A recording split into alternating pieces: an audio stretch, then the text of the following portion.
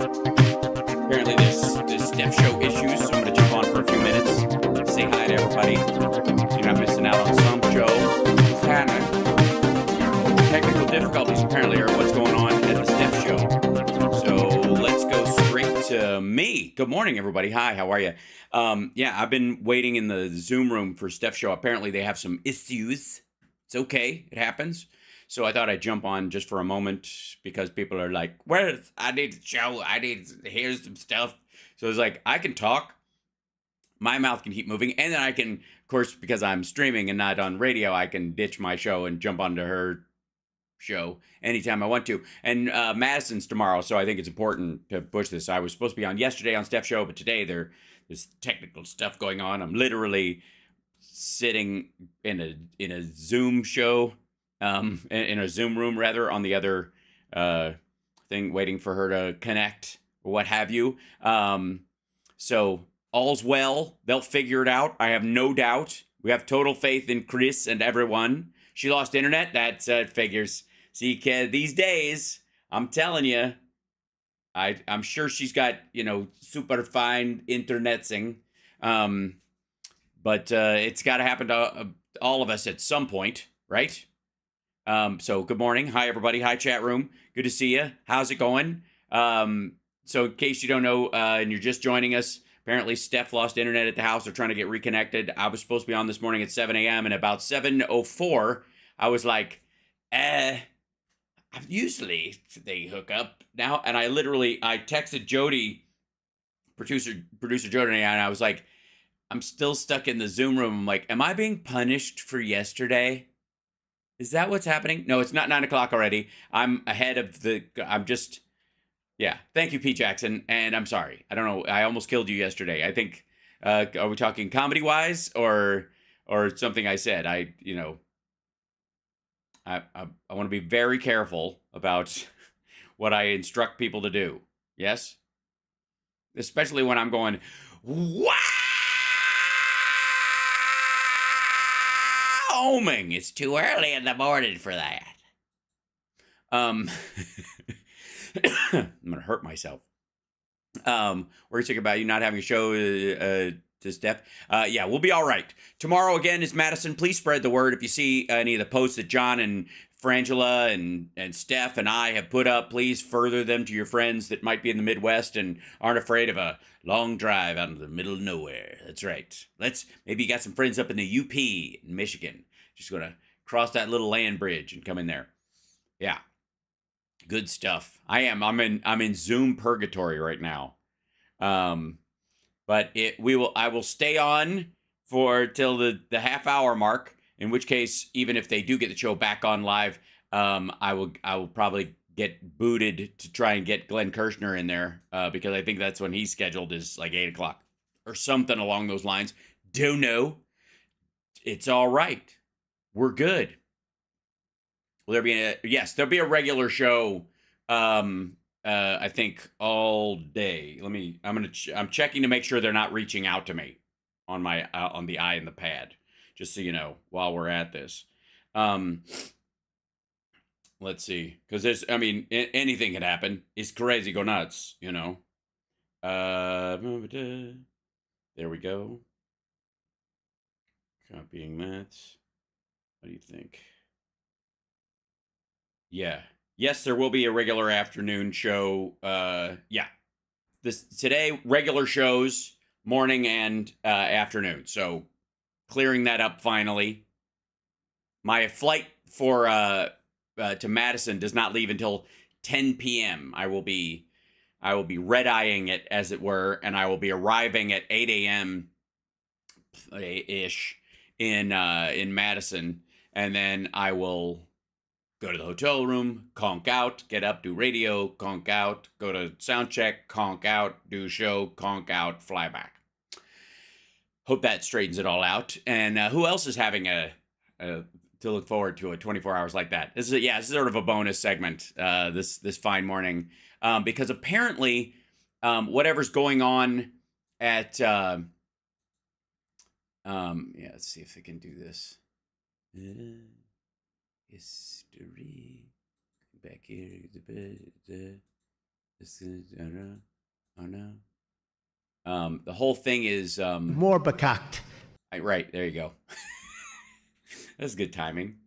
You know, that's apparently Steph's show Full is version, but it's even more bekakt. this morning. I think that's pretty much what's occurring. And lots to cover today. This is normally, by the way, my reading hour. I'll have you know that from 7 till 8 every morning, I get a lot of my reading done for the day, and it's usually longer stuff. So right now, well, here I'll show you. This is the rabbit hole I've gone down is the writings of, let's see, this dude Keith Darden. And this is a guy that Aaron Mate cites all the time. He has an article in Real Clear Politics selling this bullshit about, damn you, NATO and America started the coup in 2014, all that horseshit. This is the guy that he kind of references all the time. This guy, Keith Darden. He taught at Yale for a while. I don't quite know where he is right now because I'm kind of going back over the stuff he was writing that led up to this.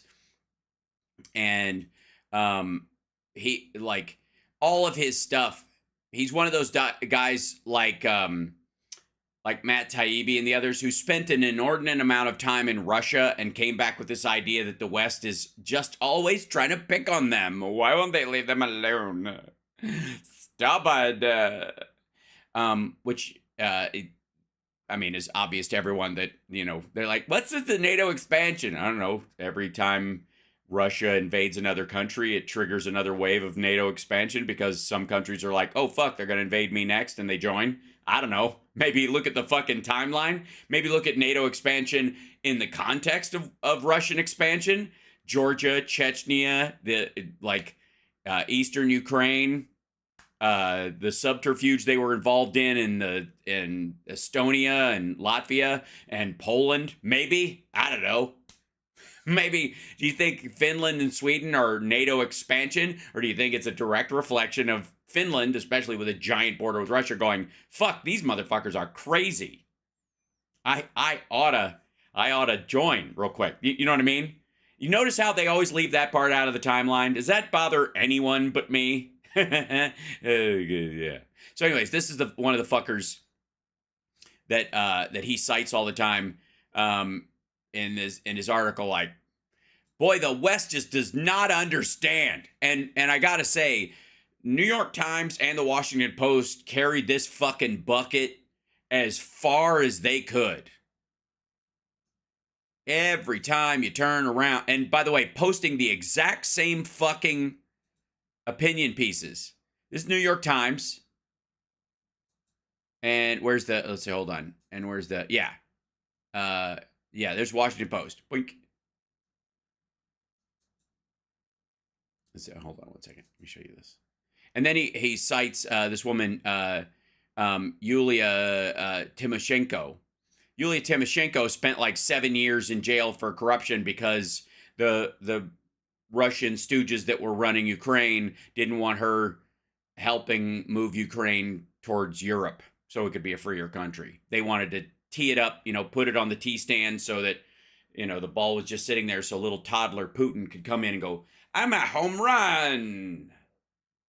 Right? So they had, anybody who was helping tee the ball up, had to eliminate any of the prevailing winds, as it were. And that was what she was to them. So she went to jail in, I want to say 2000, 2001, 2003. Yeah. And was sentenced to 7 years in jail. And it couldn't be because she met with this prick a bunch of times and was like, she spoke very openly. She's like, close up Putin was always cautious in what he said and always suspicious he might be being taped, she said. He's from the KGB school. I don't know why she ended up in jail during the Yanukovych years. Who can say? Anyway, so this is what I normally do in the mornings. And then I wait in a Zoom room. So, good morning. Hi, everybody. New York Times thinks covering Biden successes isn't neutral. Right. Yeah. Well, also, I gotta say, because they're the gray lady, and there's this long history of the illusion, at least, of support for democracy, support for sort of almost being liberal leaning in the classic sense, classic liberalism. That democracy is important. Everybody has a voice. Hierarchies that are grown, not naturally occurring. They don't come from monarchy, theocracy, or family lines. They come from value, and value hierarchies take time to get off the ground and must be maintained, whereas monarchical ones are like, what? He's my son. He can kill you if he wants to, right? That's the and a lot of times you'll hear an argument about hierarchies that uses the word kind of interchangeably between functional hierarchies based on competence and monarchical or theocratic or authoritarian, in the case of like the atheist countries, those